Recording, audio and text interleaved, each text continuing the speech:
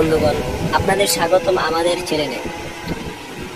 ভারতীয় TV serial বা OTT series বাল্বের সিজন 4 আমরা সকলেই জানি বন্ধ করে দিয়েছে। বন্ধর কারণ আমরা জানতে পেরেছি, যা ছাড়া হয় সেগুলো আবার ফেসবুকে পাইরেসি হয়ে যায় এবং বিভিন্ন কারণে এইটাকে অফেয়ার করে দেওয়া হয়েছে। বাংলাদেশে এতদিন চললো ছাত্র আন্দোলন। এই ছাত্র আন্দোলনের কারণে বাংলাদেশের যে লোক সকল আছে তারা এটা দেখা বন্ধ করে দিয়েছিল এবং বিভিন্ন কারণে বাল্বের পিছিয়ে যাচ্ছিল।